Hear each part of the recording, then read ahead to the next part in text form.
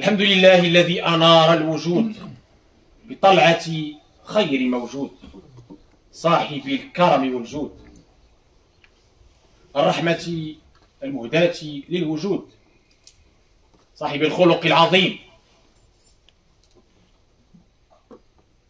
صاحب الجمال العظيم، بالوجه الجميل والطرف الكحيل والخد الأسيل والكوثر والسلسبيل، قائد الغر المحجلين إلى جنات النعيم. اللهم صل وسلم عليه وعلى آله الطاهرين الطيبين والصحابة الأكرمين أجمعين. أما بعد، يقول عز من قائل بعد: أعوذ بالله من الشيطان الرجيم: وذكرهم بأيام الله. وذكرهم بأيام الله. ويقول كذلك: قل بفضل الله وبرحمته فبذلك فليفرحوا هو خير مما يجمعون. ويقول أيضا: أما بنعمة ربك فحدث. أحباب رسول الله، إن من أعظم نعم الله على الإطلاق على البشرية جمعاء أن بعث فينا منا آخر الأنبياء خاتم المرسلين رحمة للعالمين عليه أفضل الصلاة وأزكى التسليم. وهو فضل الله ورحمة الله، رحمة الله التي تجلت في هذا الكون، رحمة الله للعالمين، للإنس والجن والملائكة وكل ما خلق الله. وإذا كان الناس يفرحون بمتاع الدنيا الزائل، تفرح بالولد، تفرح بالمال وما إلى ذلك، فكيف بالرحمة المهداة للعالمين؟ فكيف بالذي كانت ولادته في هذا الشهر سببا في إخراج الإنسانية من ظلمات الجهل والجاهلية إلى أنوار التوحيد. Mes chers frères, mes chères sœurs, nous sommes dans ce mois béni de Rabi' al-Awwal, qui a vu naître le dernier messager, sallallahu alayhi wa sallam, Siduna Muhammad, qui est qualifié par le Coran comme étant la miséricorde envoyée aux univers. Il a dit les univers. Nous t'avons envoyé comme miséricorde aux univers, au pluriel, c'est-à-dire les humains, les djinns, les anges, la faune, la flore, toutes les créatures. Pour elles, Sayyiduna Muhammad sallallahu alayhi wa sallam est une miséricorde. C'est la miséricorde d'Allah, la manifestation de la miséricorde d'Allah dans ce monde. C'est le plus grand bienfait que Allah nous a octroyé, c'est la naissance de ce dernier messager. Ainsi, les versets coraniques que vous avez entendus en introduction incitent les croyantes et les croyants à proclamer les bienfaits d'Allah, à se réjouir des bienfaits d'Allah. Qul bi fadlillah, dit par la grâce d'Allah, wa bi rahmatihi, sa miséricorde. Fa bidhalika falifrahu. C'est par cela qu'ils doivent se réjouir. Ceci est meilleur que ce qu'ils amassent.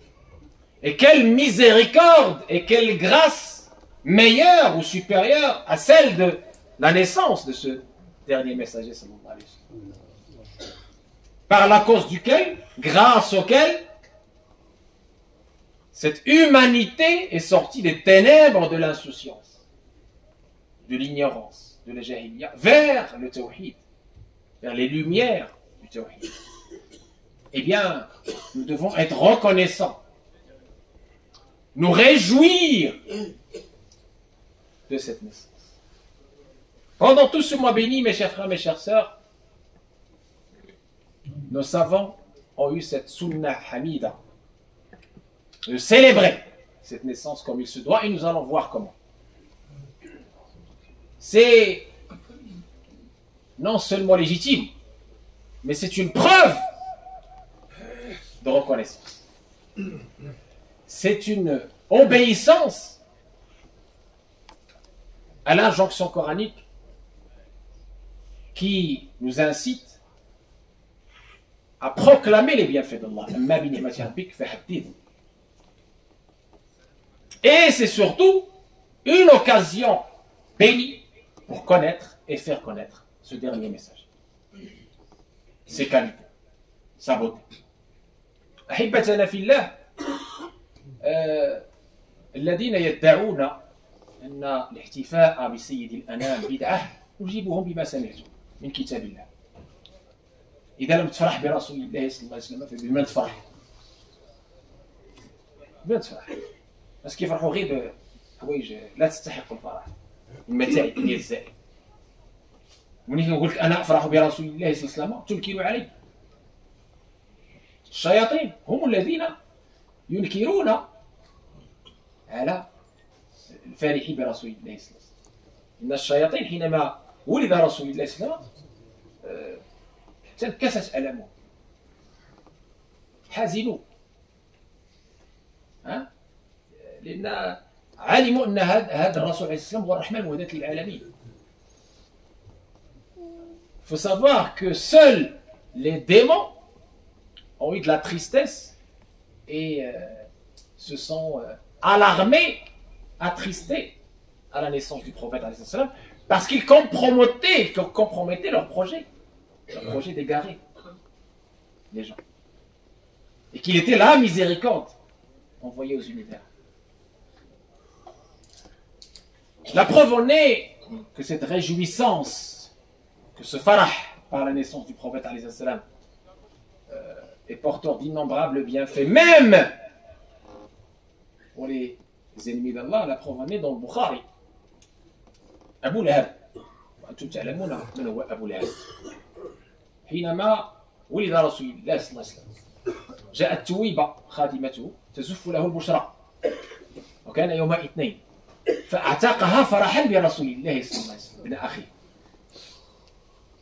قال البخاري فإن الله تبارك وتعالى يخفف عنه من عذاب القبر كل يوم اثنين لأنه فرح بحبيب الله. هذا عدو الله يفرح بحبيب الله فخفف الله عنه عذاب القبر بهذا الفرح كل يوم اثنين. فما بالكم بالمؤمن يفرح بحبيب الله. صلى الله عليك يا سيدي يا رسول الله. Donc je disais dans l'authentique de Bukhari,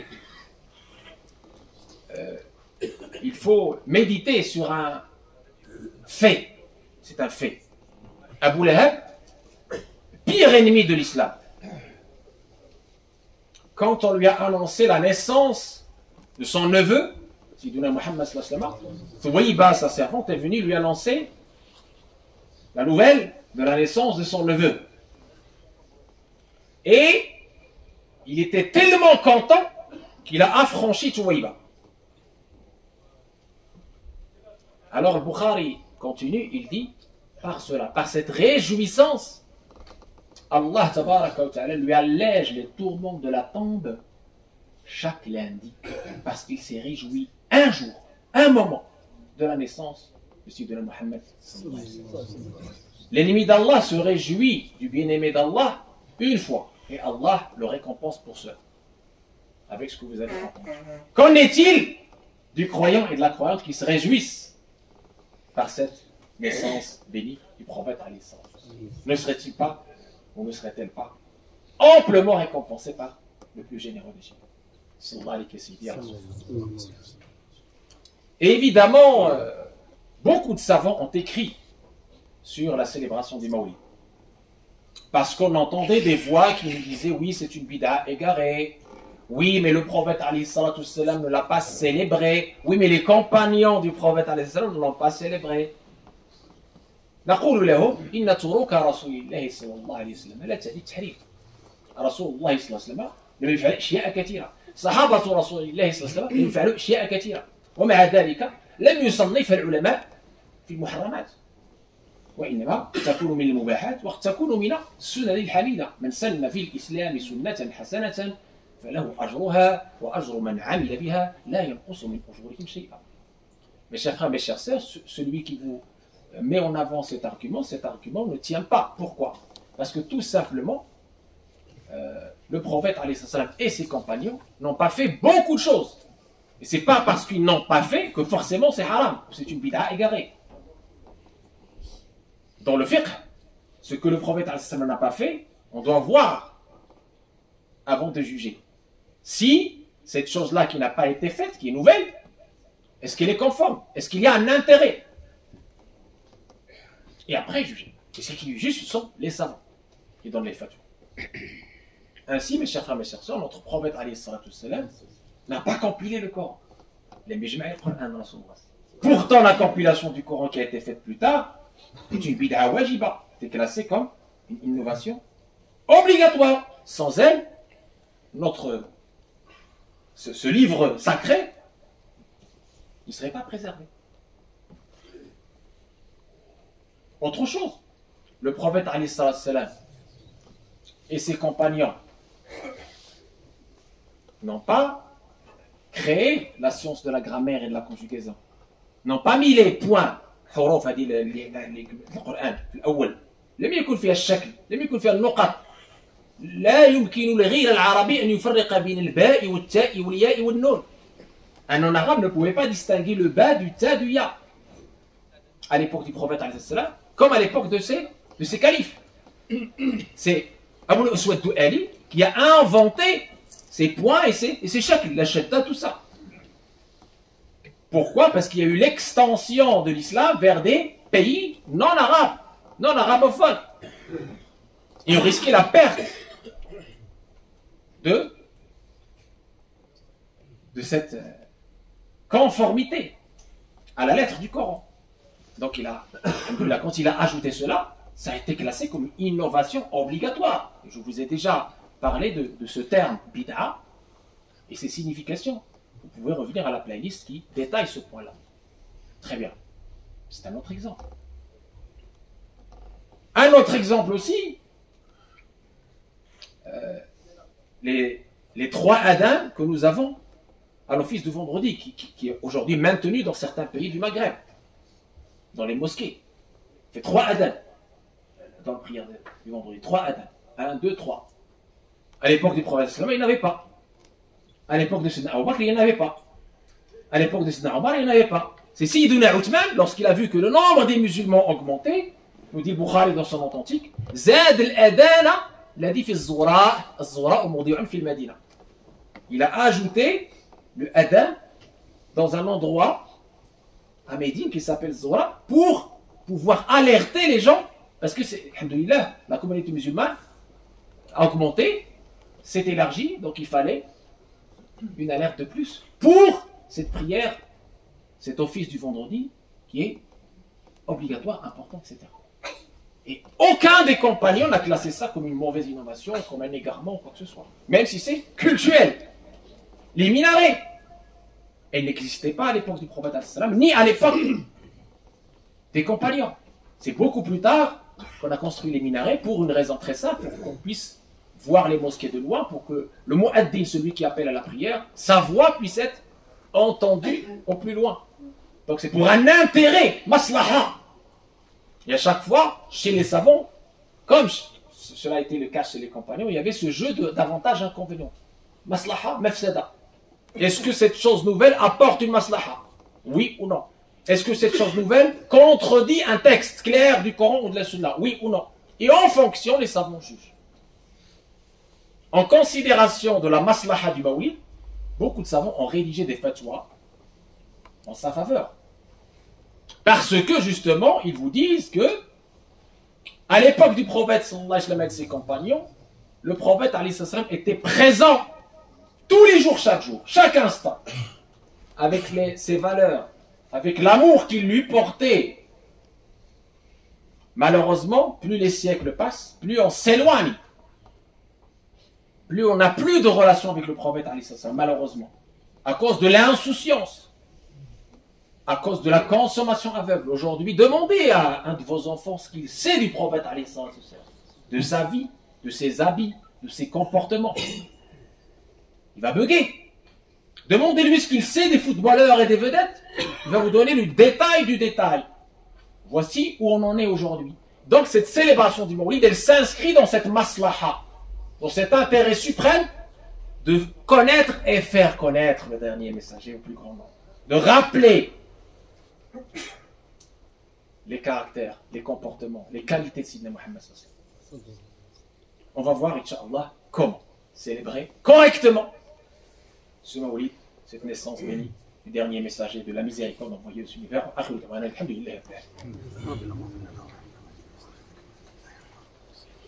الحمد لله رب العالمين والصلاة والسلام على النبي الأمين الرحمة المهداة للعالمين صاحب الخلق العظيم وعلى آله الطاهرين الطيبين وصحابة الكرامين أجمعين. أما بعد أيها المؤمنون، لقد كان لكم في رسول الله أسوة حسنة لمن كان يرجو الله واليوم الآخر وذكر الله كثيرا.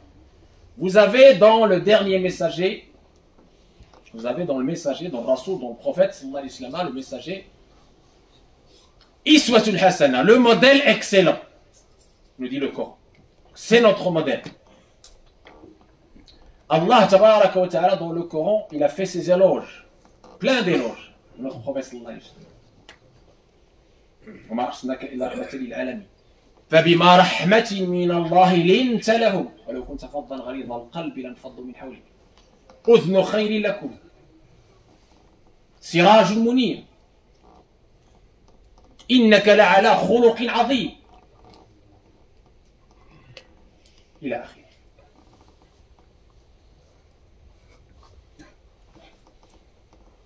وأمر عظيم هو كيف اليوم هذا الوقت اللي نعيش فيه كيف نسترجع محبة رسول الله. La question importante que chacun de nous doit se poser, comment retrouver l'amour du prophète, surtout pour la génération future. Sachant que l'amour du prophète est un pilier intrinsèque de la foi musulmane. C'est notre identité spirituelle. Tu ne peux pas être croyant si tu n'aimes pas le prophète plus que toi-même, plus que ta famille. C'est aussi la condition. Pour aimer Allah, il faut suivre le prophète. Pour le suivre, il faut le connaître. Tu ne peux pas suivre ce que tu ne connais pas, ce que tu n'aimes pas. Pour suivre le prophète, comme Allah nous a demandé, il faut aimer. Il faut connaître pour aimer. Et la célébration du Mawlid, mes chers frères, mes chères sœurs, elle s'inscrit clairement dans ce devoir d'aimer le prophète, de connaître et faire connaître le prophète. Les grands savants de l'islam, je disais, ont rédigé des traités sur le Mawlid. Parmi ces traités, je vous conseille Husn al-Maqsid fi Amal al-Mawlid de l'imam Jalaluddin as-Sayyuti qui nous a non seulement décrit la vraie histoire du Mawlid, ce n'est pas les chiites qui ont inventé les Mawlid, c'est Malik Ebelstan, c'est un roi et savant sunnite qui a réuni les grands savants de son époque pour concertation, et ils ont célébré le Mawlid officiellement, étatiquement. L'imam Jalaluddin as-Sayyuti, il dit en résumé, celui ou celle qui célèbre le Mawlid, pas tout seul chez lui, ou dans une réunion, en invoquant Allah tabaraka wa ta'ala, en priant sur le prophète, en se rappelant les bienfaits du prophète, les caractères, les comportements, la sira du prophète, et en servant de la nourriture, celui-là, il aura la récompense d'Allah en vertu du hadith. من سن في الإسلام سنة حسنة فله أجرها وأجر من عمل بها لا ينقص من أجورهم شيئا. Ibn al-Jawzi, Ibn Hajar sont allés dans le même sens aussi pour dire que ce Mawlid est même quelque chose de bon, de méritoire dans ce monde où malheureusement l'ignorance de la masse est malheureusement le trait caractérisant la Ummah aujourd'hui. La masse ignore notre prophète, malheureusement. Je disais Ibn al-Jawzi, Ibn Hajar, et Abu Shama, le cheikh de Nawawi, ainsi que l'imam Nawawi, ont rédigé aussi des fatwas dans ce sens. Donc il faut respecter les fatwas des savants, qui autorisent et qui même encouragent cette célébration. Si elle est faite dans les règles, alors c'est quoi les règles? Très brièvement, mes chers frères, mes chères sœurs, nos chouyours, nos savants, ont toujours eu l'habitude de remplir ce mois de Rabi al-Awwal par ces célébrations bénies. En faisant Khatm al-Qur'an al-Karim, en terminant la lecture du Coran, en faisant pour un certain nombre de mosquées Khatm al-Bukhari, et surtout en faisant Khatm Shifa al-Qadaiyat que j'ai avec moi ici, qui est en version bilingue, que je vous conseille, vous et vos enfants. Shifa, Mustafa. C'est l'un des meilleurs livres qui vous permet d'aimer encore plus notre prophète. Il est magnifique, il a été traduit, et en version bilingue. Magnifique. Je vous le conseille, ainsi qu'à vos enfants. Et surtout, on terminait Shama'il. Shama'il Muhammadi al-Khasa'is al-Mustafa, l'imam Abu Isa, ibn Isa ibn Surat Tirmidhi, imam Tirmidhi, Shama'il Tirmidhi, qui est traduit en français aussi, que vous avez ici dans le Maktab al-Waqfiyya de la mosquée, en français, avec Shifa, que vous pouvez consulter. Magnifique. C'est un voyage magnifique dans l'amour du prophète, dans les caractères du prophète, dans les qualités du prophète. Et je vous conseille de partager tous les jours de ce mois de Rabi al-Awwal avec vos enfants, pour que la transmission de cet amour du prophète soit faite. Comme je dis, et je ne le redirai jamais assez, c'est notre identité spirituelle. Si on perd la relation avec le prophète, si on perd cet amour du prophète, on perd tout. Notre référent, notre modèle, notre bien-aimé, c'est le prophète. Pour le connaître, eh bien, l'un des éléments essentiels, c'est de lire et relire sa sira, sa biographie. Et donc, je vous ai donné ces conseils-là, et bien sûr, كثرة الصلاة يعني. سيدنا أبو بكر حينما سئل عن ما يحب في الدنيا قال حبب إلي من دنياكم ثلاث: النظر إليك يا رسول الله، وإنفاق مالي عليك، وكثرة الصلاة يعني. صلى الله عليه وسلم. وكثرة الصلاة يعني. Priez abondamment sur notre prophète alayhi salam, car cette prière sur le prophète, j'ai déjà spécifié, détaillé ses bienfaits magnifiques, ses fruits bénis. Cette prière sur le prophète, comme Allah l'a ordonné, eh bien, elle est porteuse de thérapie spirituelle. Elle est porteuse de soulagement. Elle est porteuse de pardon de nos péchés. Elle est porteuse du fait d'exaucer vos vœux, Inch'Allah. Et donc, soyons assidus pendant ce mawlid, pendant tout ce mois béni de Rabi al-Awwal, pour qu'on ne puisse pas, entre guillemets, perdre le temps dans les conflits et dans les chicaneries sur les réseaux sociaux. Non. Concentrons-nous sur l'essentiel. Apprenons les qualités de notre prophète pour qu'on puisse le connaître et le faire connaître. Et profitons de ce mawlid dans toutes nos mosquées, toutes nos maisons, nos mosquées, là où on est, pour apprendre plus sur ce prophète et transmettre à nos enfants qui était ce prophète afin qu'on puisse le connaître, l'aimer et le suivre. أقول ما تسمعون الله تبارك وتعالى أن يجعلنا من المحبين المحبوبين العاشقين لهذا النبي الكريم عليه أفضل الصلاة والتسليم، أن يجعلنا في هذا الربيع الأول من الذين يتبعون سنته يحيون سنته يمشون على خطاه وهديه. الله تبارك وتعالى nous aide à être les amoureux du prophète alayhi salatu salam, à suivre le prophète alayhi salatu salam, suivre sa sunna, et pour suivre sa sunna, je disais qu'Allah nous aide à connaître ce prophète alayhi salatu salam, à être sur ses pas. اللهم اجعلنا خير السفراء لهذا الرسول صلى الله عليه وسلم، بالحلق بالمقال بالخلق الحسن بالابتسامه بطاعته صلى الله عليه وسلم. Allah tabaraka wa ta'ala fasse qu'on soit les meilleurs ambassadeurs de ce dernier messager sallallahu alayhi wa sallam, qu'on soit les meilleurs représentants de ce messager sallallahu alayhi wa sallam par la beauté du comportement, par l'être, par le paraître, par le service désintéressé, par le sourire, pour qu'on puisse célébrer sa naissance comme il se doit, en étant ses meilleurs ambassadeurs, en faisant l'effort continu de le connaître et de le faire connaître au plus grand nombre, afin de détruire ces clichés, ces caricatures. Nous sommes responsables de ces clichés sur le prophète, de ces caricatures sur le prophète, si nous ne faisons pas l'effort nous-mêmes de le connaître et de le faire connaître au plus grand nombre par la beauté, en étant nous-mêmes l'incarnation de sa beauté, la représentation de sa beauté, la représentation de ses comportements. C'est cela la meilleure des célébrations. Allah tabaraka wa ta'ala يشافي مرضانا راح عندنا الناس مرض طلبوا منا الشفاء واحد الاخر عنده كونسير الله يشافي ويعافي مرض الناس في لباس تشفي من الشافي شفاء لا يعود الى سقما يبقي الما. Et une chose très importante, nous démarrons cette rentrée scolaire Inch'Allah avec beaucoup d'activités. Donc nous vous demandons de cotiser pour ces activités, c'est très important. Nous annonçons aussi la bonne nouvelle que l'été, alhamdoulilah, la signature de la promesse de vote a été faite pour notre grande mosquée. Donc ça c'est parmi les bonnes nouvelles de ce Rabi al-Anwar. Donc alhamdoulilah, alhamdoulilah, alhamdoulilah. Donc nous commençons concrètement maintenant, alhamdoulilah, le projet de la grande mosquée. Ceux qui veulent avoir plus d'informations, l'association est là. Et on a une collecte des fournitures scolaires pour les plus démunis. Elle se fait pendant 2 semaines. Le responsable étant Yannick, vous pouvez aller le voir, il collecte. Il n'y a pas d'argent, c'est juste les fournitures scolaires, il les collecte pour qu'on puisse les centraliser, puis ensuite aider les familles qui ne peuvent pas faire leur rentrée correctement à cette charge qui n'est pas mince.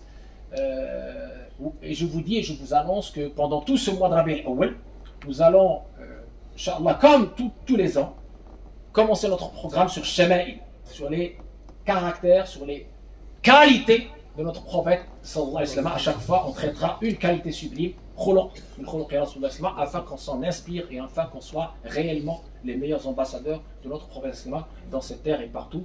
Allah tabarak wa ta'ala yataqabbal minna wa minkum wa an yu'inana ala khair هذا الإرث هذه المسؤولية كالله تبارك وتعالى nous aide aussi à transmettre à nos enfants, éduquer nos enfants. ربنا هب لنا من أزواجنا وذرياتنا قرة أعين واجعلنا للمتقين إماما. هذا وأكثر من الصلاة والتسليم من كثرة الصلاة والسلام هذه تحط الأوزار وتنال منازل الأبرار وترفع الدرجات وتستجاب الدعوات. إن الله وملائكته يصلون على النبي يا أيها الذين آمنوا صلوا عليه وسلموا تسليما. اللهم صل على سيدنا محمد وعلى آل سيدنا محمد كما صليت على سيدنا إبراهيم وعلى آل سيدنا إبراهيم وبارك على سيدنا محمد وعلى آل سيدنا محمد كما باركت على سيدنا إبراهيم وعلى آل سيدنا إبراهيم في العالمين إنك حميد مجيد. صلاة تنجينا بها من جميع الأهوال والآفات وتقضي لنا بها جميع الحاجات وتطهرنا بها من جميع السيئات وترفعنا بها على الدرجات وتبلغنا بها أقصى الغايات